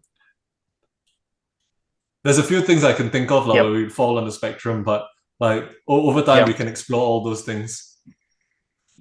Yeah, I agree. and we will. We will, And we will. inshallah. Yeah. Inshallah, indeed, man. Yeah. So what? Who do you think right now? 5 of us. Who has the best setup right now? Podcast setup. I mean, it has to be Bhatia, right? Okay, no. Bhatia gets major point deductions because of his Wi-Fi. No, not today though. No, okay. For context here, my Wi-Fi in my room doesn't work, so I can't take this call from my room because if I did take it What's from my room, with the 2 fingers, dude? I don't know. I've just thanks for that. You just made me conscious about something I've been doing for the I'm entire so podcast happy. so long. I'm so fucking happy. Bro, I've been doing it the entire time. I couldn't be more happy. No, but okay, like setup wise, like I've got I've got no Wi-Fi in my room, but I think background-wise, it'd have been sick to have my room. But actually, you know what? It's on my phone, so I can show what my setup is today. So if I keep speaking over it, like this is what I'm working with. Oh, okay. Oh, why is it Crazy ass So setup. you've got the mic Dude, there. but honestly, right? You talk about your background, right? Your background is sick, bro. Like your current background with like Yeah, the it's nice a very Yeah. nice background. No, like the thing is, what like kind of situation. I'm in my living room, like my house's living room right now. So like, okay, ignore the alcohol, sorry, but like Yeah. like yeah. No, You so clearly wanted to show it to us. You kept the camera no, on there for 30 bro, I seconds. was showing this You shit. waited we for all you. could see it. No, you waited for you to be like the main speaker so that the audience could see it as well. I was showing this. I was showing this thing which like Patty lent to me earlier. Like, bro, like I was like that's what I was showing. But in terms of like, as in like the setup, like I quite like the background. It's okay. I think my room would be It's It's a nicer. very nice background. It's a very Fucking nice better than background. mine, that's for sure. Oh, bro, Yeah. that's a low dude, bar. That's a easily low dead bar. last is you. Easily dead last. Yeah. I mean, there's You're- no competition there. You're You as put in low as it zero. goes. You put in Okay, zero okay. effort. Wait, It's a whole what room, if, what to if, be what fair. if? Okay, what if this like no, that's shit as well. No, That's that's still so much better. better. It's That's better. so This? much better. With like my two towels and Remove the It's That's towels. still the better. issue. oh, I could remove the towels. That's big, you know. all right. No, the Ne- issue next is your time I'll audio. sort something. So the issue is your Yeah. audio. Also, I've got too Audio much is the shit biggest here to put my laptop. So And I'll and the figure it issue out. is like the things you say also like there's a lot of issues like on your part of the pod. on my just full setup, Yeah. full podcast Like setup. for me, there's three tiers here, right? There's Arman's and okay, Arman's setup is kind of above and beyond. Armand's Just because is he's clear. Yeah. but I'd say, given what we're working with, I think Bhatia might be challenging Arman for top spot. I feel just because of I resources so. wise. but the was on top. Yeah, it's between the two of them for me. And then the second tier is like me and Barav. Although I think Barav's edging me out, especially with that nice little wood wall there at the back. Yeah, Yeah. for It's sure. nice. Yeah. Yeah. I We made don't it, need to bro. talk about Styles it. dead We last. don't need I to made it talk myself, bro. Really yourself. No, but Yeah. Bharat, You next know time you yourself. should you should go to your living room because there's a nice like background you have there. Like Hmm. instead of a TV in Bharat's house, there's like a family portrait they sit and look at. Dude, So Family portrait. it's insane, dude. Like, y'all are just hating. Never like.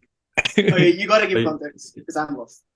Oh, For Wait. context, Oh. Sahil's living room has a massive, like, Oh, me! life-size picture of him. no, I was talking about Bharat. You're talking about Barav. Yeah. You're Oh, talking about What the fuck, dude? I thought Why about did you Simon's talk to me living room. like that? Oh shit. My bad. It's alright. I thought you were talking about Sahil's living room situation. Because he's got like in hall anyway. life-size Sahil picture No, on the okay, the wall. reason for that is Bro, one The life-size reason for that Sahil is is so because- bad. Imagine having two. Fucking hell. No, the reason for that is because my family wanted a family portrait there, so they put mine up as like a stand-in. But then the family portrait was shit, so they're like, "Fuck you, we'll leave the stand-in. He's the favorite child." Yeah. To be fair. Yeah, fair enough. Yeah. Well, yeah. What were you going to say, Harun? I'm quite curious. Nothing. Well, that I'm not the favorite child. No. It's up in the No, air. I'd argue you probably are the favorite child. Yeah, probably. That's Just because you haven't controversial. left to the Bhatia, I'd are you say- the Ariman? Are you the favorite child? I don't know. I think depends on the Possibly, day. Today I think feel one of like, us are the favorite child. Yeah, honestly, yeah. Actually, no. I think none of us Riddhe's- are the favorite child. No, I think one of Riddhe's us are his parents' favorite child. Riddhe's my parents' favorite child. Shout out to Context, Riddhe. Ariman has no siblings. Are you serious? Riddhe is higher up on the tier than us. No, bro, Riddhe does it different. Like he comes to my house, right? He doesn't sit in my room at all. He sits with my parents. That's nice. It's pretty That's good. Like, fair. he'll come spend the But whole day. we have so- all gone there. When you We were have all there. gone there without you and had a meal with your family. That's Yeah. true. That's big. That's big. Give us some credit. Yeah. Which, speaking of, we're supposed to do again. Yeah, and we will. Have you guys? Okay, yeah. We should figure out the logistics of that outside of the podcast. I feel like. That's true. That's true. That is It should also definitely be done outside outside the podcast. Yeah. Yeah. Do you think like favorite children is a thing that you can avoid? Like, let's say you have two. Is it impossible to not have a favorite child? Impossible. you can love them equally, but like one thing. Do you have a favorite parent? I feel like it comes back to that. I honestly I don't don't. think I have a favorite I parent. don't. Like, I'm not even I think- saying this to, like, I know they won't watch it, so I can be honest here. I really Yeah. don't. I'll be honest, because I view my chachi and chachi as like second parents. Bro's got 4 parents. Since there's Got no, four to choose so from. since there's 4 to choose from, I've got a Bro, favorite. bro, I'll be honest, imagine I've got a favorite. imagine his actual parents aren't one of his favorite parents, and his chachu and chachi I bet are they his are. favorite. I bet they are as well. The I thing bet is they right. are as well. Dude, the thing is the way he's I love prefaced him, it, I right? love him. 100% are. Because he's like, I don't really have a Aw. favorite parent, and then he's like, actually, if you throw chachu and chachi, then I have a favorite parent. Yeah. That's not ideal. That's not ideal. I don't know why I've gotten up with that, but that's not ideal. Bro, I'm gonna clip this bit. I'm gonna get your parents' Send contact. it. I'm gonna send it to them. Bro, You YouTube, don't have my YouTube parents' Shorts, contact. bro. Boys University fine. YouTube Shorts. No, that YouTube would Shorts. actually make a huge soundbite. Oh yeah, are you gonna throw this up on YouTube as well? But yeah. Have we discussed this before? No, we haven't. But You I've done say it. that like it's a, you say that like No, it's because a we've well- done it. Because we've done it before.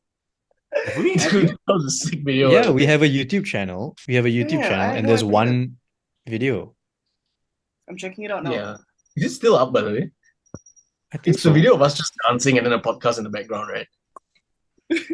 Oh my think god! so. Yeah, it is. It is. It is. It's us It's a dancing sick to, video. like. I still stand by that decision. Oh no, we were I have discussing nothing. we were discussing We talked podcast setups. Yeah, we're talking set podcast setup. Yeah. Yeah. All right, I'll work on my podcast setup. Yeah. Yeah. But I think, I'll I think there's my a clear, shows. clear top 5. I'd say, again, maybe not so clear. I'd go maybe just for this week, Bhatia at the top.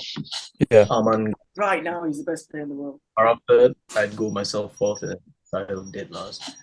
You don't need to keep saying dead last, like But No, you I were feel like- dead No, last. because you You don't don't even have a need to say physical the list. last position. You don't need to say the last position. Like we know. I'd say that's a bit more disrespectful, you know. Like if I didn't say it, it's like, you know, I'm showing a bit of I'm respect. cool with that. I'm cool with that. Okay, fair enough. I respect that. Thank you. Because if I had a physical list, I'd show it to you. It'd be 1, 2, 3, 4, blank, blank, blank, like 8 or something. So I have to say that. Okay, I wasn't aware of that, so thank you. No, honestly, like Yeah. the thing is, like, I know the 4 of us are like seasoned vets of the whole podcast industry and everything, but like you really gotta up your game. Like you're like letting the side down right now. And honestly, the thing is, Dude, but like I don't have a lot to work with. This is my living space, dude. There's nothing left. Hey, You know what's the Okay. crazy thing? No, but you know what's the crazy thing? Is that we've been doing this for 2 years. Oh, Like, this that's it. podcast has been going on for 2 years. And we have 15 But there episodes have been deep. huge lull periods, so There have been major lull Like, I- periods. We just need to I be don't consistent. expect- No, but you know what would have been so crazy? Like I feel like some of the topics we started talking about at the start may have different things to talk about now. Yeah, I feel. we've talked about this before about bringing back. Yeah, we could Yeah. reapproach. We could do Dude, it we've again. got We've a had- new POV as well. Yeah, we've also had episodes where we've binned them because they were either too shit or because certain issues came up while we were recording. Yeah. Like whatever We they can always might be. go back to those. We can go back to those. Yeah, And like, bitch. yeah, honestly, like we're doing good. And honestly, the last 2 episodes pretty good. Honestly, Sahil last episode, as soon as he left, it picked up so much. It's crazy. Yeah. I'm happy to hear that, man. I was waiting for that today. I was like, okay, when Sahil leaves, we can actually start having a chat, but it didn't happen. So that's why we're gonna wrap it up here, I think. I'll try to do better next time. Sahil, you know how I know now. you know how I know you haven't watched the last episode? Oh fuck. Okay,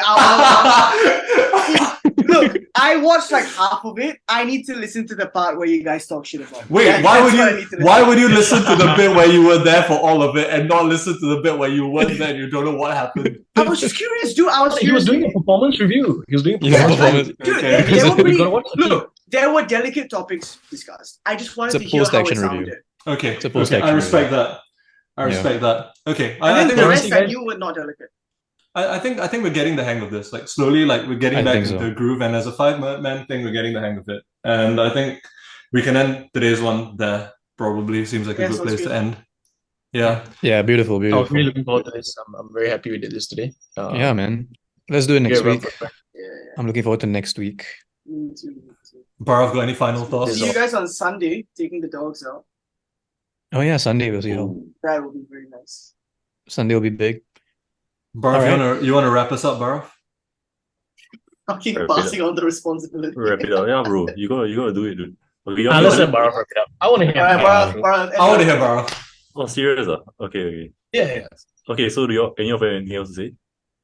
Nah. All good. All good. Okay, guys, then I guess it's time to wrap it up then. Oh no! All right.